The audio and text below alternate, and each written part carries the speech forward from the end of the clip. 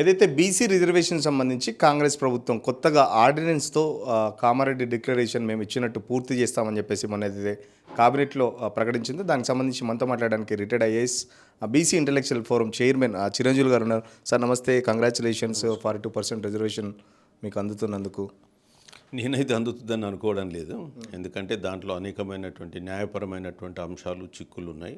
వాస్తవానికి ఏంటంటే రాష్ట్ర ప్రభుత్వం ఈ సంవత్సరం మార్చిలో 2 బిల్లులు అసెంబ్లీ అండ్ కౌన్సిల్లో ప్రవేశపెట్టింది. దాంట్లో ముఖ్య ఉద్దేశం ఏంటంటే 42% రిజర్వేషన్ విద్యా ఉద్యోగాల్లో కల్పిస్తూ ఒక బిల్లు, స్థానిక సంస్థల్లో 42% రిజర్వేషన్లు బీసీలకు కల్పిస్తూ మరో బిల్లు. ఈ బిల్లు ప్రవేశపెట్టి ఇక్కడ శాసన మండలి ఆమోదం తర్వాత కేంద్రానికి ఆమోదం కొరకు పంపింది. కేంద్రం ఆమోదించిన తర్వాత 9వ షెడ్యూల్లో పెట్టాలని చెప్పేసి వాళ్ళు ఆ బిల్లులో స్పష్టంగా రాశారు. అది కేంద్రం వద్ద పెండింగ్లో ఉంది. కేంద్రం పైన ప్రెషర్ పెట్టకుండా, ఆ బిల్లు పాస్ చేయించకుండా మళ్ళీ ఇప్పుడు యూటర్న్ తీసుకుని మేము ఆర్డినెన్స్ ఇచ్చి జీవో ఇచ్చి 42% ఇంప్లిమెంట్ చేస్తామని చెప్పడం అనేది కరెక్ట్ పద్ధతి కాదు. మీకు తెలుసు మొదలే ఎందుకు 9th షెడ్యూల్లో పెడితే తప్ప దీనికి రక్షణ లేదు. అందుకనే మీరు అసెంబ్లీలో కౌన్సిల్లో మీరు 9th షెడ్యూల్లో పెట్టే బిల్లు పాస్ చేసినారు. ఒకవేళ నిజంగా మీకు ఆర్డినెన్స్ ద్వారా జీవో ద్వారా వస్తుంది అనుకుంటే ఆ రోజు మీరు పెట్టాల్సింది. ఎందుకు పెట్టినారు ఆ రోజు? అది ఒకటి పక్కన పెడదాం. రెండోది, ఈరోజు హైకోర్టు సెప్టెంబర్ 30 లోపల జరపాలన్నది కాబట్టి మేము ఇక్కడ పెట్టినామని చెప్తున్నారు. సో ఇప్పుడు ఈ ఆర్డినెన్స్ జీవో ఇవ్వడం ద్వారా మనకు పెద్ద ఉపయోగం లేదు. 2018లో ఉన్నటువంటి పరిస్థితి తిరిగి పునరావృతం అవుతుంది. ఎట్లా అంటే 2018లో మనం పంచాయతీరాజు చట్టాన్ని, నూతన పంచాయతీరాజ్ చట్టాన్ని తీసుకొని రావడం జరిగింది తెలంగాణ రాష్ట్రంలో.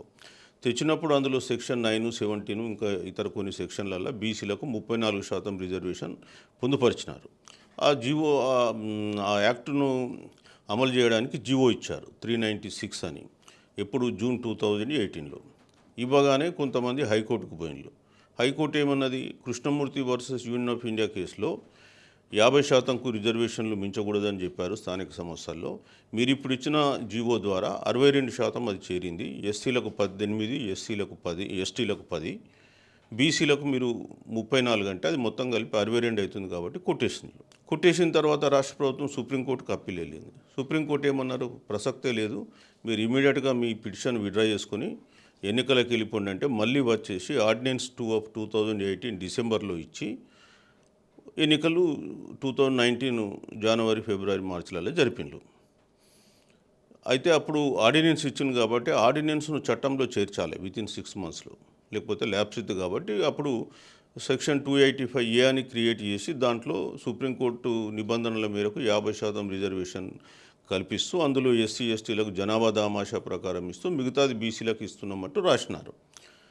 ఇప్పుడు ఆ సెక్షన్ 285Aని తొలగిస్తూ ఆర్డినెన్స్ ద్వారా మళ్ళీ జీవో ఇచ్చి ఎన్నికలకు వెళ్తాము 42% అని చెప్తున్నారు. సో మరి ఆల్రెడీ ఒకసారి కోర్టు కొట్టేసింది. ఇవాళ మన రాష్ట్రంలో కాదు, బీహార్ రాష్ట్రంలో కూడా కులగణన జరిపి కులాల వారీగా లిస్టులు పబ్లిష్ చేసిండ్రు వాళ్ళు చాలా శాస్త్రయుక్తంగా చేసి బీసీ రిజర్వేషన్స్ను అంటే మొత్తం రిజర్వేషన్స్ను 65% పెంచిండ్రు. అంటే ఆర్డినెన్స్ ద్వారా వెళ్తే ప్రభుత్వం అయితే కోర్టులు కొట్టేస్తుందని చెప్పి ప్రభుత్వానికి తెలియదా మరి ఖచ్చితంగా? ఎందుకంటే మీరు చెప్తున్న ప్రకారం మీరు చెప్పేది ఒక వర్షన్ ఉంది, మరి ప్రభుత్వం ఎందుకంత ధీమాగా చెప్తుంది? నేను ప్రశ్నిస్తున్న, ప్రభుత్వం ఎందుకు మొట్టమొదట మార్చిలో ఇది బిల్లు పెట్టి కేంద్రానికి పంపించింది? ఎందుకు పెట్టింది? అప్పుడే చేయొచ్చు కదా మరి. సో వాళ్ళకి తెలుసు కాబట్టి మళ్ళీ ఈసారి ఏంటంటే ఏదో ఒక ప్రయత్నం చేస్తున్నట్టు కనిపించాలనే ఉద్దేశంతో చేస్తున్న తంతు తప్ప ఇందులో వాస్తవం నాకైతే కనిపిస్తలేదు. ఎందుకంటే మేము కూడా కోరుకుంటాం 42% వస్తే సంతోషించే వాళ్ళు, నేను కూడా ఒకరిని.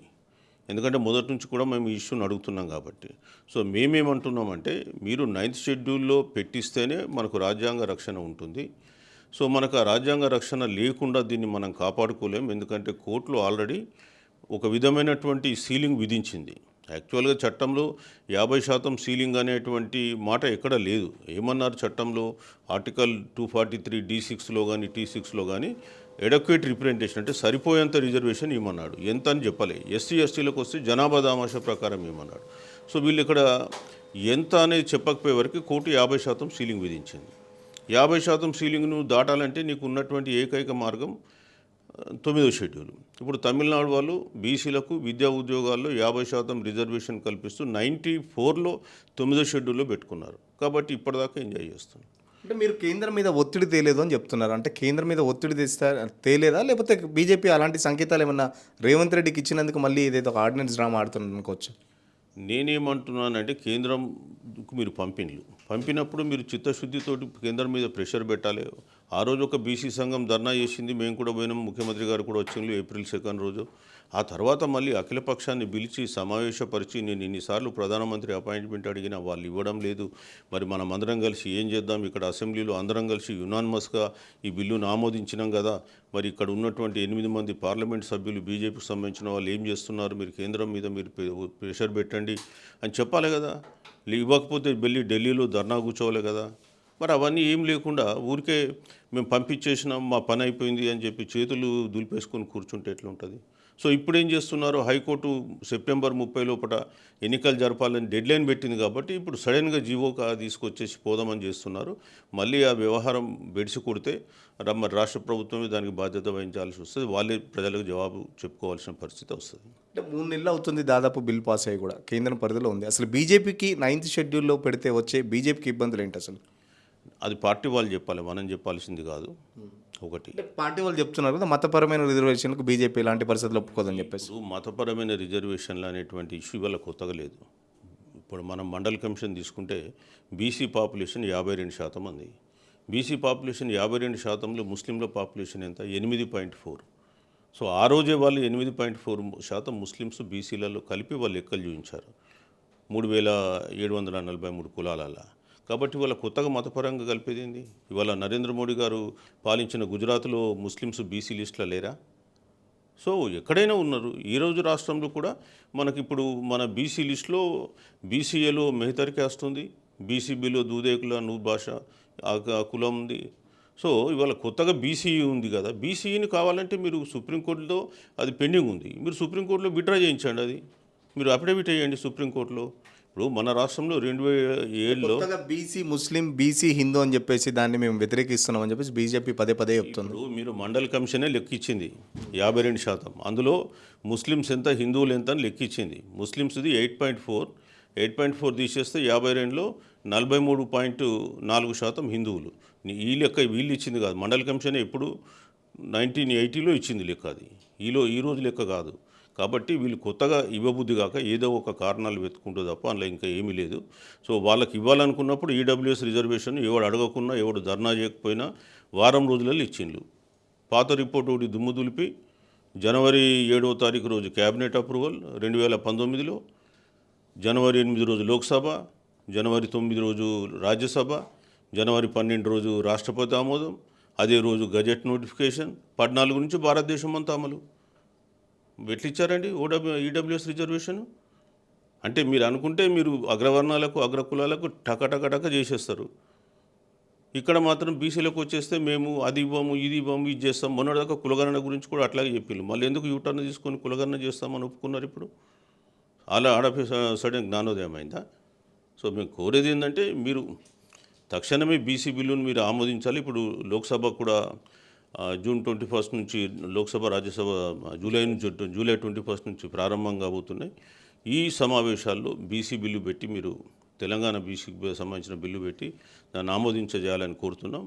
మేము కూడా బీసీ ఇంటలెక్చువల్ ఫోరం తర్వాత ఇతర సంఘాలు కూడా ఢిల్లీలో కూడా మేము కూడా మరోసారి కాన్స్టిట్యూషన్ క్లబ్లో సమావేశం నిర్వహిస్తాం, ధర్నాలు కూడా జంతర్ మంతర్ వద్ద చేస్తామని తెలియజేస్తున్నాం. ఎందుకు బీసీ సంఘాలకే స్పష్టత లేకుండా పోతుంది? కొందరేమో నిన్న పోయి మొత్తం సీఎంని సన్మానించారు, దండలు కలిపారు, శాలువలు కలిపారు. కొందరేమో అసలు ఇంటలెక్చువల్ ఫోరంగా మీరేమో ఇది సాధ్యం కాదంటారు. కొందరేమో మా వల్లే వచ్చింది అని చెప్పేసి వాళ్ళు కూడా సంబరాలు చేసుకుంటున్న పరిస్థితి. ఎందుకు అసలు ఎవరికి క్లారిటీ లేకుండా ఉండదు? మీరే బీసీలను ఎందుకు కన్ఫ్యూజ్ చేస్తున్నారు? మేము కన్ఫ్యూజన్ ఏం లేదు, ఎవరి స్టాండ్ వాళ్ళకు ఉంది. మాకంటూ స్వార్థం అంటూ ఏం లేదు. మేము బీసీల కొరకు 100% కమిట్మెంట్తో పనిచేస్తున్నాం. గతంలో ఉన్న అనుభవాల దృష్ట్యా జరగబోయేది ఏంటనే చెప్తున్నాం. మేము చెప్పేది ఏదో చిలుక జోస్యం కాదు, ఏదో ఊహించి చెప్పేది అంతకంటే ఎక్కువ కాదు. సో మేము చెప్పేది ఏంటి, గతంలో కోర్టులు ఇట్లా కొట్టేసినాయి. మహారాష్ట్రలో జరిగింది, బీహార్లో జరిగింది, చాలా రాష్ట్రాలలో కూడా రిజర్వేషన్లు పెంచితే కోర్టులు కొట్టేసినాయి. మన ఆంధ్రప్రదేశ్లో కూడా ఎన్టీ రామారావు ఉన్నప్పుడు 1986లో 44% బీసీ రిజర్వేషన్ ఇస్తే ఇమ్మీడియట్గా జీవోలు హైకోర్టు కొట్టేసినాయి. కాబట్టి కొట్టేస్తారని తెలిసి కూడా ఇస్తున్నారు. ఎందుకంటే మేమేదో జనాలకు చేయాలనుకున్నాం, కాకపోతే కోర్టులు అందులో సహకరించలేదు, కొట్టేసినాయి. కాబట్టి మేము మా చిత్తశుద్ధి 100% అని చెప్పాలని ఒక ప్రయత్నం తప్ప అందులో ఇంకోటి ఏం లేదు. సో మేమేమంటున్నామంటే బీసీ సంఘాలకు కూడా చాలా వరకు ఇంకా క్లారిటీ తెచ్చుకోవాల్సిన వాళ్ళు ఉన్నారు.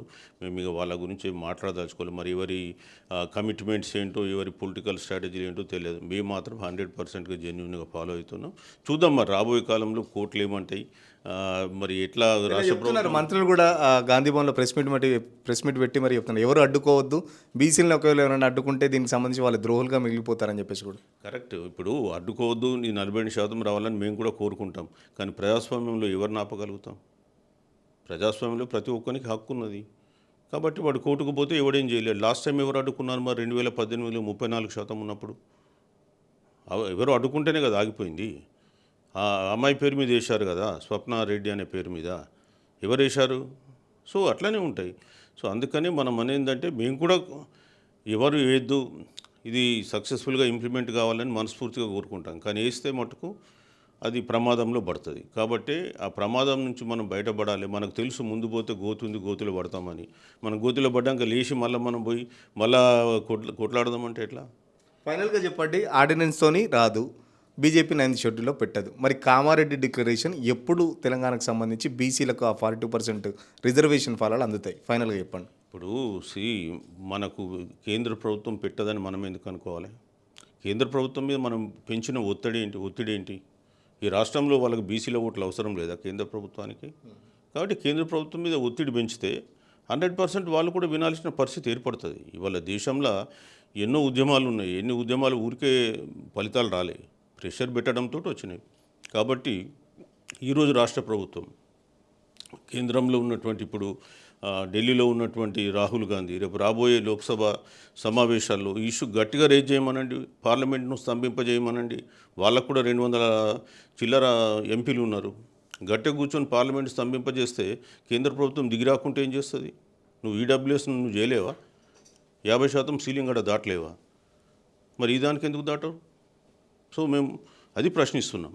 ఖచ్చితంగా ఏదైతే కాంగ్రెస్ పార్టీ ఇచ్చిందో దానికి సంబంధించి ఆర్డినెన్స్ ద్వారా కాదు అని ప్రభుత్వానికి కూడా తెలుసు. కేవలం ఏదంటే స్థానిక సంస్థల ఎన్నికలు హైకోర్టు తీర్పు పరంగా హడావిడిగా పెట్టే ప్రయత్నం తప్ప గతంలో ఏదైతే మాట ఇచ్చినట్టు బిల్లు చేసి 9th షెడ్యూల్లో పెట్టారో సో ఆ ప్రాసెస్ ద్వారా వెళ్తేనే ఖచ్చితంగా బీసీలకు 42% రిజర్వేషన్ అమలవుతుంది. మరో పక్కన బీజేపీకి సంబంధించి అంటే కేంద్ర ప్రభుత్వం మీద కూడా రాష్ట్ర ప్రభుత్వం చాలా వరకు ఒత్తిడి చేయాలి. అటు పక్కన బీజేపీ మీద ఒత్తిడి చేసి బీసీ ఓట్లకు సంబంధించి ఇక్కడ బీసీ సంఘాలు కూడా పెద్ద ఎత్తున ఉద్యమాలు చేపడితేనే బీసీ బిల్ అనేది రిజర్వేషన్ ఫలాలకు బీసీలకు దక్కుతాయని చెప్పేసి బీసీల సంఘాలకు కూడా చాలా క్లారిటీ మిస్ అవుతుంది. సో బీసీ సంఘాలు కూడా క్లారిటీగా తెలుసుకోవాలని చెప్పేసి సార్ కూడా బీసీ సంఘాలకు సూచించిన పరిస్థితి. వీడియో జర్నలిస్ట్ మోహిత్తో సురేష్ పల్లవి టీవీ, హైదరాబాద్.